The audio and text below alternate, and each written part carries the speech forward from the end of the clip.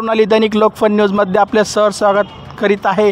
आज दिनांक 23 जुलै 2025 आज आपण सिल्लोड शहरातील सिल्लोड तहसील कार्यालयाअंतर्गत आलेला आहे।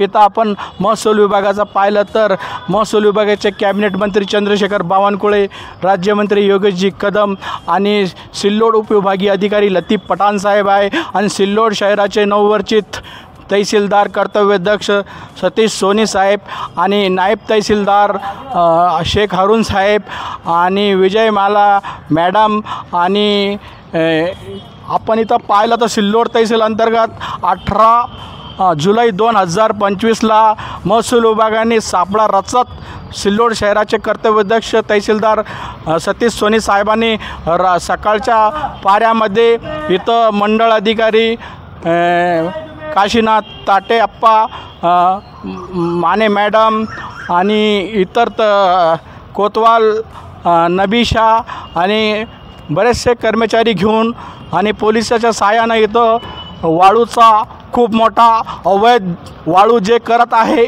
सिल्लोड शहरामध्ये यांना सापळा रचून यांच्यावर कारवाई करून यांचे 4 ट्रॅक्टर आणि 3 मोठे हायवा यांनी इथं तहसील कार्यालयात आणून लावलेला आहे।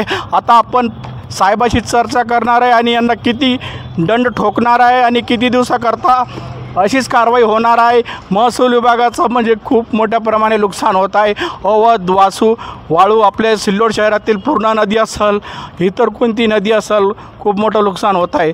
तरी मी पुन्हा येईल जय महाराष्ट्र। सिल्लोड शहरातील सिल्लोड तहसील कार्यालयाअंतर्गत सिल्लोड शहराचे तहसीलदार सन्माननीय सतीश सोनी साहेबांनी सापळा रचून अवैध वाळू वाहणारे नंबर प्लेट नाही काही नाही वाळू भरलेली आहे सापळा रचून कारवाई केलेली आहे।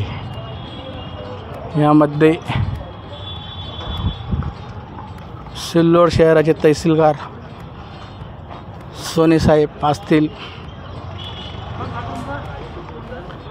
नायब तहसीलदार शेख हारून साहेब असतील, नायब मॅडम विजयमाला हायवा पण भरलेले आहे, ट्रॅक्टरला नंबर प्लेट नाही, पोलीस प्रशासनाचा काळाडोळा, 4 ट्रॅक्टर 3 मोठे हायवे यांनी या ठिकाणी नष्ट केलेला आहे। किती दंड करण्यात येईल